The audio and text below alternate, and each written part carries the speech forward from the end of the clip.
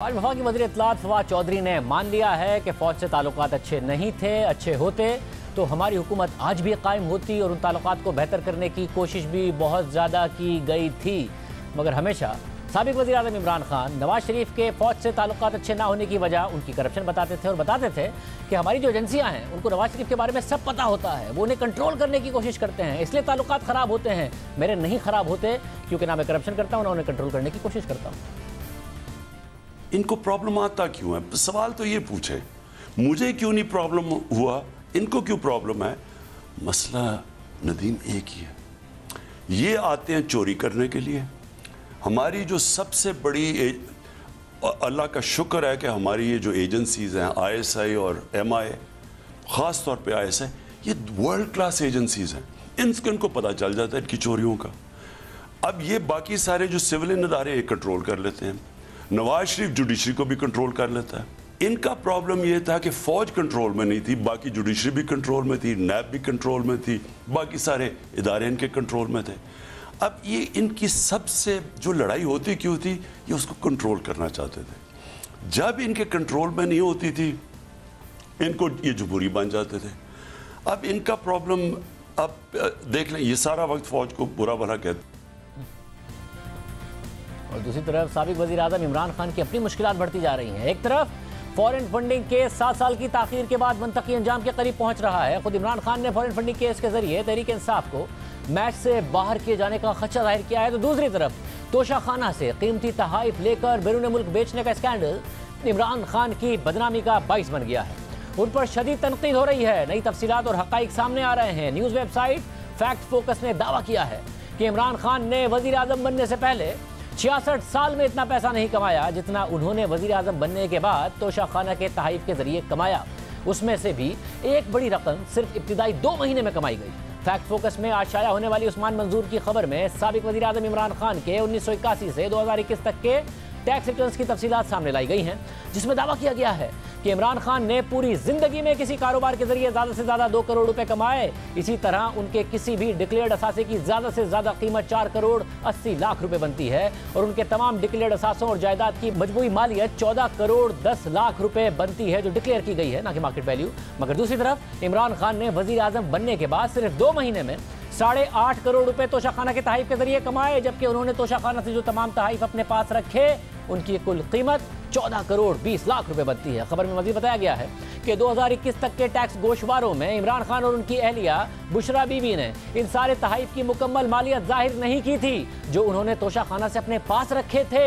दूसरी जानिब नई हुकूमत आते ही जब ये तफसीलात सामने आई कि इमरान खान ने तोशाखाना से कई कीमती तहाइफ बैरून मुल्क बेच दिए हैं, तो खुद इमरान खान भी ये इल्ज़ाम ये कहकर मान गए कि मेरा तोहफा मेरी मर्जी। उन्होंने मजीद कहा कि फौजियों को DHA में प्लॉट मिलते हैं, उनकी मर्जी, वो जो चाहे करें। मुझे एक सदर ने घर पर तोहफा भेजा जिसे मैंने तोशाखाना भेजकर 50% कीमत अदा करके अपने पास रखा। मेरा तोहफा मेरी मर्जी। साबिक़ वज़ीर आज़म इमरान खान ने परसों ये बयान दिया था, जिस पर नून लीग की नायब सदर मरियम नवाज ने ट्वीट किया था कि तुम्हारा तोहफा तुम्हारी मर्जी नहीं, तोहफे भी रियासत के, मर्जी भी रियासत की। और फिर आज अदालत ने भी वाज़ेह किया है कि जो भी तोहफा दिया जाता है वो उस ऑफिस का होता है, घर ले जाने के लिए नहीं होता है। जो तोहफे घर लेकर गए हैं वो वापस लाए जाएं।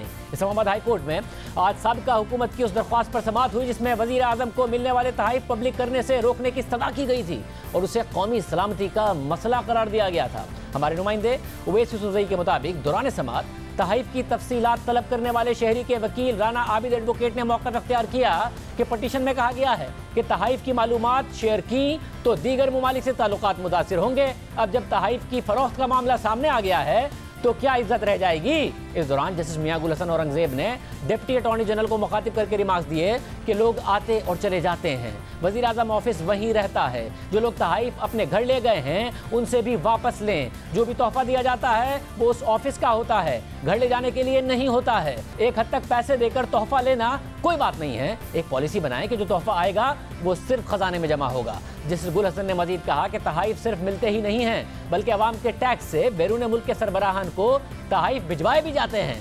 बाहर से आए सारे तहाइफ अवामी जगह पर रखने चाहिए। ये पॉलिसी होनी ही नहीं चाहिए थी कि कुछ फीसद रकम देकर तोहफा घर ले जाओ। ऐसी पॉलिसी बनाने का मतलब तो ये हुआ कि तोहफों की सेल लगा रखी है। जस्टिस गुल हसन औरंगजेब ने हुक्म दिया कि जो लोग 20 साल के दौरान तहाइफ अपने घर ले गए हैं उनसे भी वापस लें। गुज़िश्ता 20 साल के तहाइफ को बेशक इसी तरह देख लें, अगर इस पर कोई आईनी तशरीह करनी है तो हम कर देंगे। तो डिप्टी अटॉर्नी जनरल ने इस्तदा की कि अटॉर्नी जनरल इस केस को देख रहे थे, नई हुकूमत आने के बाद नई हिदायत लेने के लिए वक्त दिया जाए। तो जस्टिस गुल हसन ने उनसे कहा कि आप हिदायत ले लें, लेकिन तब तक इंफॉर्मेशन कमीशन के हुक्म पर अमल करें। पाकिस्तान इंफॉर्मेशन कमीशन ने साबिक वजीर आज़म इमरान खान को मिलने वाले तहाइफ की मालूमात शहरी को फराहम करने का हुक्म दिया था, जिस पर अदालत ने हुक्म इम्तना जारी नहीं किया था। काबीना डिवीजन मालूमात फराहम करने का पाबंद है। अब इस अदालती हुक्म के बाद ये सवाल भी उठ गया है कि क्योंकि साबिक वजीर आज़म इमरान खान खुद ये मान चुके हैं कि उन्होंने तहाइफ बेच दिए हैं, तो फिर कैसे वो तहाइफ वापस लाए जाएंगे और कैसे अदालती हुक्म पर अमल दरामद हो पाएगा। ये सवाल भी अपनी जगह बरकरार है कि तहरीक इंसाफ की साबिका हुकूमत क्यों वज़ीर आज़म को मिलने वाले तहाइफ की तफसीलात सामने लाने से कतराती रही।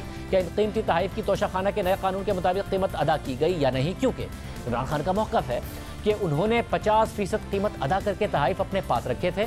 मगर इमरान खान के इस दावे पर भी सवाल उठ रहा है, क्योंकि इमरान खान पर यह इल्ज़ाम लग रहा है कि उन्होंने कई कीमती तहाइफ की अदायगी 20% के पुराने कानून के तहत कर दी और फिर कम अदायगी करके कानून बदल दिया और 50% अदायगी का कानून ले आए। इसके अलावा यह खबर भी सामने आई कि इमरान खान ने एक दोस्त मुल्क की तरफ से दी गई कीमती घड़ी तोशाखाना से सस्ती कीमत पर खरीद कर दुबई में महंगे दामों बेचकर भरपूर मुनाफा कमा लिया। और फिर साबिक वजीर इत्तलात फवाद चौधरी ने इस इल्ज़ाम की कहकर तस्दीक कर दी कि किसी दूसरे मुल्क ने घड़ी तोहफे में दी, वो उस वक्त के वजीर आज़म इमरान खान ने हुकूमत से खरीद ली और बाहर जाकर बेच दी, तो इसमें जुर्म क्या है?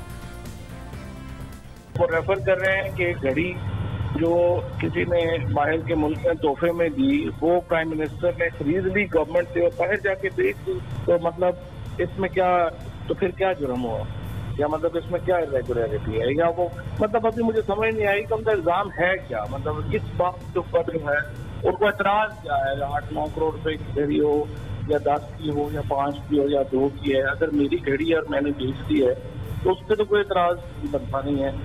इस पर बात करने के लिए हमने तहरीक इंसाफ के रहनुमाओं को प्रोग्राम में आने की दावत दी, मगर कोई आने को तैयार नहीं हुआ।